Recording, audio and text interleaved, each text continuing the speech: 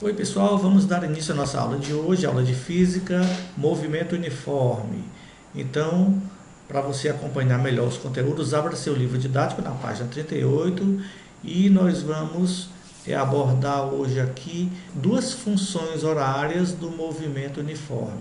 A primeira é a função horária das posições, ou seja, S é igual a F de t, o espaço está em função do tempo. Então observe essa ilustração aqui, nós temos um carro se deslocando, você vai ter sempre uma origem de onde o carro partiu, tá? E para onde ele vai, está indicado na setinha aqui, tá? Então no momento em que eu ligo o cronômetro t igual a zero, eu tenho a minha posição igual a zero, a posição onde eu iniciei a contagem do tempo para o carrinho aqui nesse exemplo específico. E lá, depois de um certo tempo, eu desliguei o cronômetro e o tempo foi um tempo qualquer.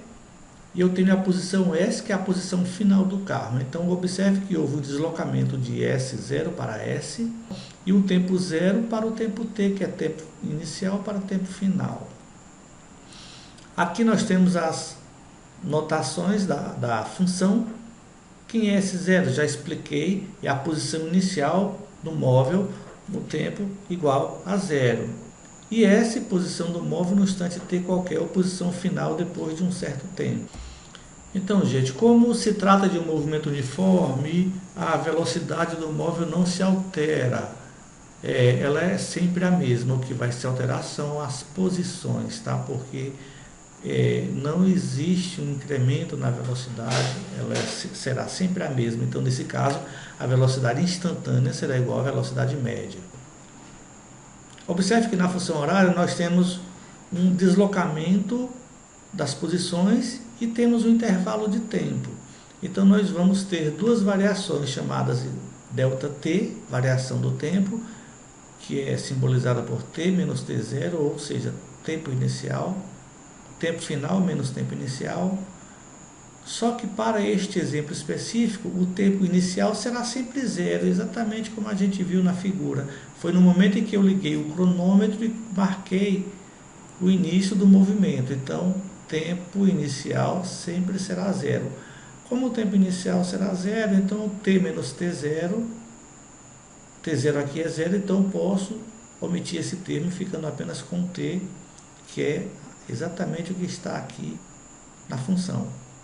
Ou seja, como foi que surgiu a função horária das posições? Surgiu exatamente da fórmula da velocidade média. Então você tem aqui velocidade média é igual a ΔS sobre ΔT. ΔS é a variação das posições, que eu posso representar por S menos S0, né? Ou seja, posição final menos posição inicial, e ΔT é a variação do tempo, que eu posso representar, como eu falei aqui, t menos t0. Como t0 é sempre zero, então t menos zero vai ficar somente t. Então você vai trazer esta expressão, fazendo uma pequena modificação dela, ou seja, eu tenho velocidade média, que é igual a velocidade escalar instantânea aqui para o movimento uniforme. Então eu posso trocar Vm por V, que elas são iguais, como você viu aqui, e eu sei que velocidade é igual a S menos S0 sobre T, aí eu trago para cá esse termo. Fazendo uma pequena modificação, ou seja, produto dos meios V vezes T, está aqui ele V vezes T, então fica S menos S0. Você vai isolar o espaço final S, passa o S0 para o outro lado, para o outro membro da igualdade, então a função horária está definida. S é igual a S0 mais VT, função horária das posições. A outra função horária é a função horária da velocidade, ou seja, V é igual a F de t, ou seja, velocidade em função do tempo. Esta função horária é mais simples ainda porque a gente sabe que no movimento uniforme a velocidade não se altera, então ela será sempre constante. Então isso significa que no movimento uniforme o móvel percorre distâncias iguais em intervalos de tempos iguais. Ou seja, se você está caminhando na rua desenvolvendo uma velocidade no movimento uniforme de 2 metros por segundo, isso quer dizer que a cada segundo você está se deslocando 2 metros. No primeiro segundo você andou 2 metros, no próximo segundo mais 2, no próximo segundo mais 2. Então observe que não há um incremento, não há uma variação da velocidade em cada segundo, é apenas uma variação das posições. Então, no movimento uniforme, o móvel percorre distâncias iguais em intervalos de tempos iguais. Não esqueça disso. Bom, na página 39 tem 2 exercícios resolvidos aí. Eu já comentei em sala sobre isso, mas vamos rever apenas o primeiro para a gente não perder muito tempo. Olha só, os móveis A e B percorrem a mesma trajetória em movimentos retilíneos uniformes e suas posições mostradas no instante t igual a 0. Suas velocidades escalares são respectivamente iguais a 8 metros por segundo e 10 metros por segundo. E isto significa que o móvel A imprime uma velocidade de 8 metros por segundo e o móvel B imprime uma velocidade de 10 metros por segundo. Então está aqui a origem das posições. O móvel A começou o movimento, ele iniciou seu deslocamento a 30 metros de distância da origem, e o móvel B iniciou seu movimento a uma distância de 70 metros da origem, e eles estão se deslocando para a direita, suas velocidades em metros por segundo, as posições também medidas em metros. Que ele pergunta: A. Quais as funções horárias das posições de cada móvel? Olha só. Para você identificar a função horária, você volta na fórmula S é igual a S0 mais VT e atribui os valores. Por exemplo, observe aqui a função horária das posições. S é igual a S0 mais VT. Nós teremos uma função horária para o móvel A e outra função horária para o móvel B. Então, vamos definir as duas. Móvel A. Quem é a posição inicial do móvel A? 30 metros, então eu anoto esta informação. Quem é a velocidade do móvel A? 8 metros por segundo. Está aqui, trago ele para cá, 8 metros por segundo. Então, a função horária praticamente já está definida. Eu vou pegar o S e adaptar para o móvel A, particularizando o caso, né? Quem é a posição inicial do móvel A? S0, 30. Quem é a velocidade? 8. Então, a função horária do móvel A é SA igual a 30 mais 8T. Para o móvel B, nós temos a mesma situação. Pega a função horária, traz para cá e coleta as informações do móvel B. Ou seja, quem é a posição inicial do móvel B? A gente sabe que ele iniciou seu movimento na posição 70 metros da origem. Então, S0, posição inicial igual a 70 metros. Quem é a velocidade do móvel B? 10 metros por segundo. Então, V é igual a 10 metros por segundo. Então, você vai pegar a função horária e apenas atribuir os valores. S, particulariza o caso, eu chamo de SB, porque eu estou escrevendo a função horária do móvel B. Quem é a posição inicial dele? 70 e a velocidade 10. Então, é 70 mais 10T, ou seja, 10 vezes o tempo. Então, o item B pergunta qual o instante em que a distância entre eles é 100 metros.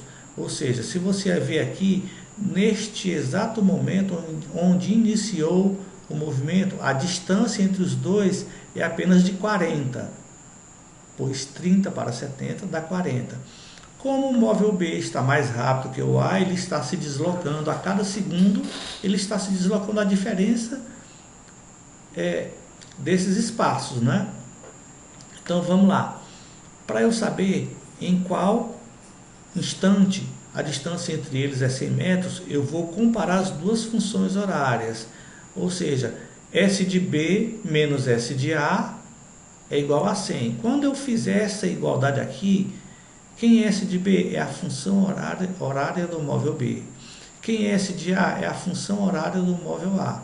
Se o S marca exatamente a posição final do móvel em determinado instante de tempo, então eu estou dizendo que eu quero a posição final do B menos a posição final do A quando a distância deles dá for igual a 100 metros. Então você é só resolver esta equação. Aqui, S de B menos S de A é igual a 100, ou seja, 70 mais 10T, que é o S de B, menos 30 mais 8T, que é o S de A, igual a 100. Resolvendo, então nós temos T igual a 60 dividido por 2, que dá 30. Então, pessoal, aqui na página 40 do livro didático tem um exercício que eu quero que vocês resolvam estas 5 questões, da questão 3 até a 7. A questão 2 eu vou resolver com vocês agora, então vocês terão uma semana para me entregar este exercício resolvido com as questões 3 até a 7. Então, pessoal, a segunda questão diz o seguinte: a função horária das posições de um ciclista em movimento retilíneo é S igual a 200 menos 5T no SI. Quando ele fala no SI, ele está dizendo que no SI a velocidade ela é dada em metros e o tempo em segundos.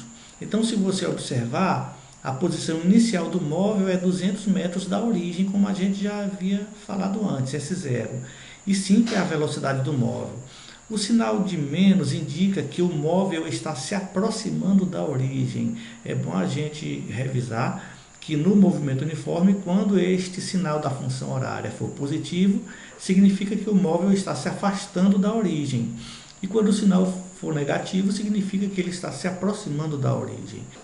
Então, o item A diz: determine o instante em que o ciclista passa pela origem das posições. E o item B: esboce essa trajetória e represente a posição do ciclista nos instantes 0 e 30 segundos. Então, veja só, resolução. Item A.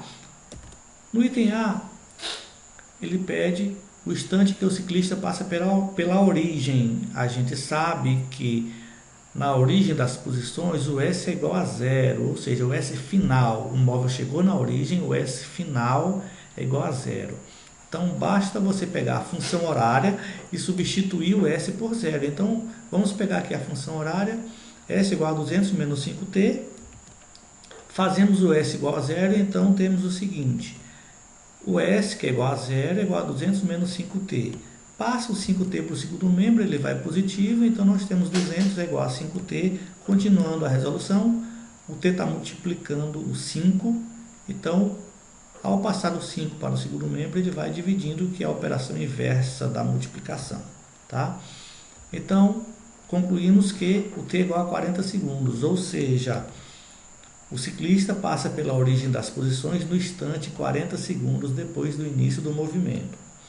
O item B pede para você esboçar um gráfico e dar as posições dos ciclistas em 2 instantes, 0 e 30. Então vamos lá nas posições. Para o T igual a 0, basta você pegar a função horária e substituir o tempo dela por 0. Então eu tenho S igual a 200 menos 5 vezes 0. Então 200 menos 0 é igual a 200. Conforme eu já havia dito, está aqui o 200 quando o tempo for 0. Tá? Para o tempo igual a 30 segundos, então a gente vai fazer da mesma forma. Lá na função horária eu vou substituir o tempo por 30. Então eu tenho S igual a 200 menos 5 vezes 30. Fazendo as contas, S igual a 5 vezes 30 é 150. Então 200 menos 150 dá 50 metros. Então 30 segundos depois, o ciclista está a 50 metros da sua origem. E o esboço é o seguinte: está aqui o gráfico do movimento. A trajetória para a direita, como a velocidade é negativa, o movimento está se fazendo, ele está no sentido contrário, ou seja, se aproximando da origem. Então, quando o tempo for 40 segundos, o ciclista está exatamente na origem. Isso aqui é a resolução do item A.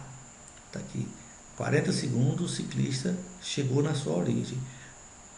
Quando o tempo for 30 segundos, o ciclista está a 50 metros da origem. Essa aqui é a resposta do item B. Está aqui ele, 50 metros. E quando o tempo for 0, o ciclista está a 200 metros da origem.